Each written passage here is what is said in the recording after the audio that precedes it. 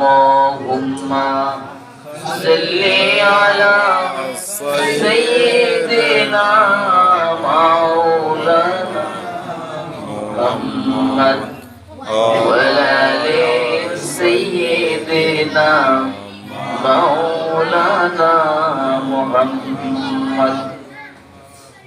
खुदी को कर इतना बनन के हर तकदीर लिखने के पहले खुदा पूछे बंदा को बता तेरी रजा क्या है।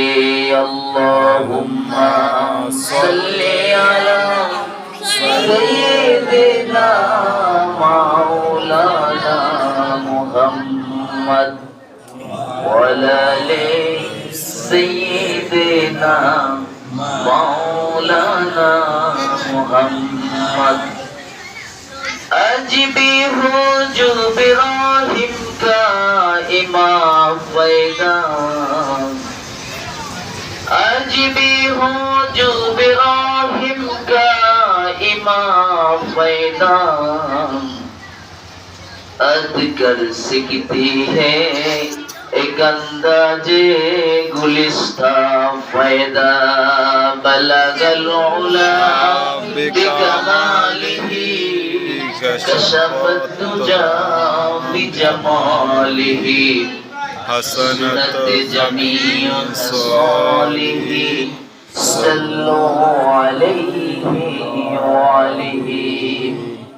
अल्हम्दुलिल्लाह। মফিজউদ্দিন ব্যাপারী বাড়ি, তাই না? মফিজউদ্দিন ব্যাপারী বাড়ি, এটা সম্ভবত আগে পাঞ্জেগানা মসজিদ ছিল, তাই না? এখন আজকে এই জুমায় আমার সামনে ওস্তাজুল আসাতেজা, আমাদের পাশে একটি দিদারুল্লাহ ফাজিল ডিগ্রি মাদ্রাসা আছে না, ওইটার সম্মানিত সুদক্ষ সুযোগ্য এই জাতির কাছে সুশিক্ষার বাতিকর আমার উস্তাদ মুহতারাম, যাকে সম্মান করে সারা ভোলাবাসী, জনাব মাওলানা আব্দুস সামাদ সাহেব, এবং উপস্থিত আছেন অত্র জামে মসজিদের সম্মানিত মুসল্লিন ইকরাম, ম্যানেজিং কমিটির সদস্যবৃন্দ এবং আমার আব্বাজান জনাব নুর নবী মিয়া সাহেব সহ আল্লাহ তাআলা যাদেরকে এই মসজিদে নিয়ে এসেছেন, আমরা সবাই পুরোচিত সূচিত কণ্ঠে উচ্ছ্বসিত কণ্ঠে আমরা সবাই পড়ছি আলহামদুলিল্লাহ। আলহামদুলিল্লাহ। আমরা যে বাসাবাড়ি থেকে এখানে আসতে পেরেছি এটা কার হুকুম? আল্লাহ। আমি কিন্তু পোলাপাইন পড়াই, আপনারা যদি কথা না বলেন আমার জবান থেকে কিছু বের হবে না। আর এই এলাকার আমি যে ছেলে, অনেকে বিশ্বাসও করে না, কথা বলছেন কিনা? আশা হয় এলাকায় খুব কম, এখন হয়তো লেখাপড়া শেষ, একটু থাকা পড়লে সবার সাথে পরিচয় একটু হবে ইনশাআল্লাহ, ঠিক আছে না? তো আসুন, আজকে আমরা গতকালকে ইলেকশনের দিনে 7-8 দিনের একটা বাচ্চা মারা গেল, জানাজা দিয়ে তার জানাজার সম্পন্ন করলাম, একটা মৃত্যু হলো। এর আগে নভেম্বর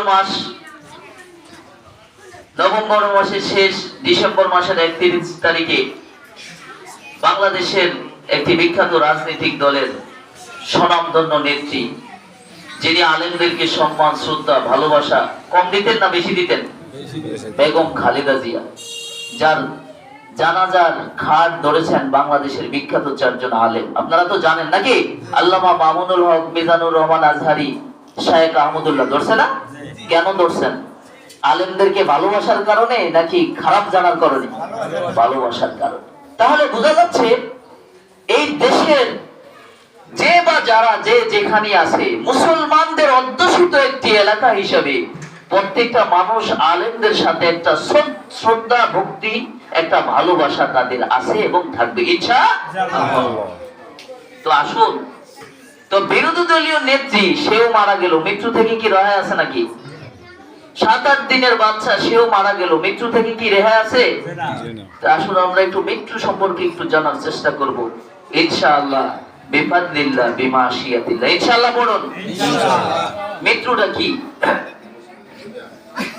আল্লাহ রাব্বুল আলামিন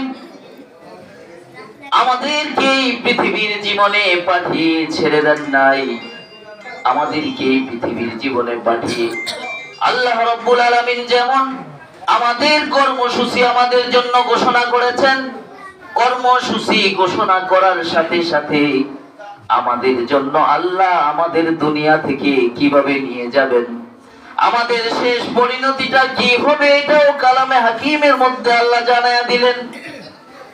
আল্লাহ রাব্বুল আলামিন 67 নম্বর সূরা 29 নম্বর পারার প্রথম নম্বর সূরা সূরা আল মুলকের প্রথম নম্বর আয়াত এবং দ্বিতীয় নম্বর আয়াতে আল্লাহ রাব্বুল আলামিন খুব সুন্দর করে আমাদের জন্য এই পৃথিবীর শেষ পরিণতিটা কোরআনুল কারীমের মাঝে আমাদেরকে আল্লাহ জানিয়ে দিলেন।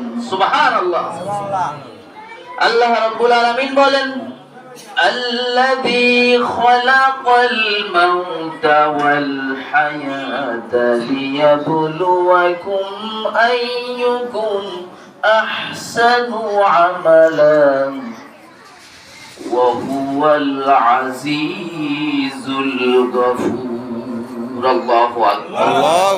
আল্লাহ এমন সত্য, আল্লাযী যিনি খলাকা সৃষ্টি করেছেন আল মাউতা মৃত্যুর শুরুতে আলিফ লাম দিয়ে নির্দিষ্ট করেছেন, মারিফা করেছেন, কারণ শুধু মাউত দিল শব্দ হয়ে যেত। আল্লাযী খলাকাল মাউতা, আল মাউতা কেন দিলেন? আল্লাহ রাব্বুল আলামিন এই পৃথিবীর জীবনের মানুষদেরকে জানিয়ে দিতে চান, ও মানুষেরা, ও প্রধানমন্ত্রী, ও বিরোধী দলীয় নেত্রী, ও সরকার দলীয় নেত্রী, তোমরা শোনো, আল্লাযী খলাকাল মাউতা ওয়াল হায়াতা লিয়াবলুয়াকুম, আমি তোমাদের জন্য আল মাউতা আয়াতে কারিমার দিকে লক্ষ্য করলে বোঝা যায় আল্লাহ রাব্বুল আলামিন আমাদের হায়াতের মাঝে জীবন রাখেন নাই, মৃত্যুর মাঝে আমাদের জীবন রেখে দিয়েছেন। সুবহানাল্লাহ। আল মাউতা আমরা বুঝি কি হায়াতের মাঝে জীবন, না না না। কোরআনুল কারীম গবেষণা করলে, কোরআনুল কারীম যদি গবেষণাগারে বসে গবেষণা করা হয় তাহলে দেখা যায় না না হায়াত কয়দিন এটা জানি না, তবে মৃত্যু যে একটা স্থায়ী, মৃত্যু যে হবে এটা চিরন্তন সত্য কথা। জোরে বলেন সুবহানাল্লাহ। মৃত্যু সত্য কথা। কারণ হচ্ছে আপনি মসজিদ বানিয়েছেন, হতে পারে মসজিদ 50 বছর পরে আবার করা লাগবে, আবার নতুন করে ডেকোরেটিং করা লাগবে, এটা আপনি জানেন।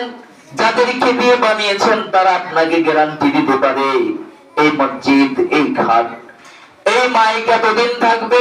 কিন্তু আপনার আমার জীবনে আল্লাহ রাব্বুল আলামিন একটা অনিবার্য বিষয় যে আমার আপনার পিছনে সেটিং করে দিয়েছেন মৃত্যু, এটা আপনার আমার যে কোনো সময় হয়ে যেতে পারে।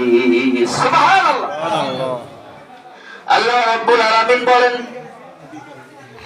মা খালাকাতুল জিন্না ওয়াল ইনসা ইল্লা লিয়াবুদুন। আমি এই মৃত্যুর আগে তোমাদেরকে আরেকটি মুকদ্দমার কথা বলে দেই, আরেকটি ভূমিকার কথা বলে দেই, সেটা শোনো। তোমাদেরকে আমি সৃষ্টি করেছি শুধু একমাত্র আমার ইবাদত করার জন্য, আর কাল কিয়ামতের ময়দানে আমি আল্লাহ দুইটি শ্রেণীর বিচার নিব। কয়টি শ্রেণী? জোরে বলেন। একটা হচ্ছে মানুষ, আরেকটা হচ্ছে জিন। তাহলে বোঝা যায় কোরআনুল কারীম থেকে সূরা জিনের তাফসীর পড়লেও বোঝা যায় জিনদের মধ্যে একটা গ্রুপ আছে আল্লাহকে মানে, আরেকটা গ্রুপ আছে আল্লাহর সাথে মুশরিকি করে। কথা বুঝছেন কিনা? জিনদের মধ্যে ঈমানদার এবং মুমিন আছে, আমি ওদিকে যাচ্ছি না। তাহলে জিনও মৃত্যুবরণ করতে হবে নাকি মরবো না? শয়তান মৃত্যুবরণ করতে হবে। এখন আসেন আরেকটি মুকদ্দমায় কথা বলে মূল আলোচনায় চলে যাই।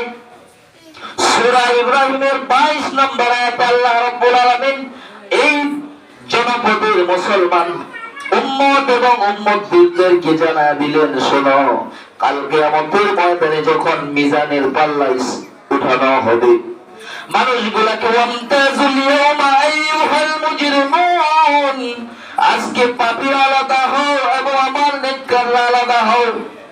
আলাদা করার পর যখন আল্লাহ রাব্বুল আলামিন নিক্তি দিয়ে মাপবেন, মিজানে উঠাবেন, তখন ওই সময় আল্লাহ রাব্বুল আলামিন জিন এবং ইনসানদের আমলনামা আল্লাহ ওজন করবে। সুবহানাল্লাহ। আমলনামার প্রথম নাম্বার স্তর হয়ে যাবে কবর। এই পৃথিবীতে আল্লাহ রাব্বুল আলামিন আমাদেরকে একটু লক্ষ্য করে দেখুন, আমাদের এই পৃথিবীর 5টা গন্তব্য। কয়টা?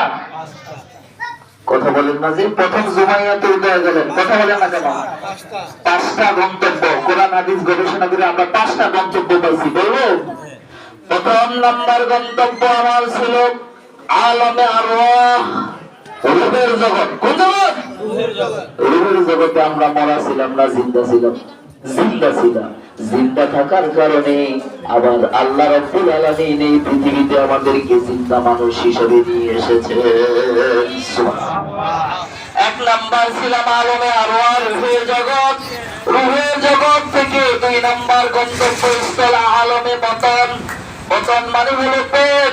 মায়ের পেটের ভিতরে আল্লাহ রাব্বুল আলামিন আমাদেরকে নিয়ে এসেছেন, মরা না জিন্দা।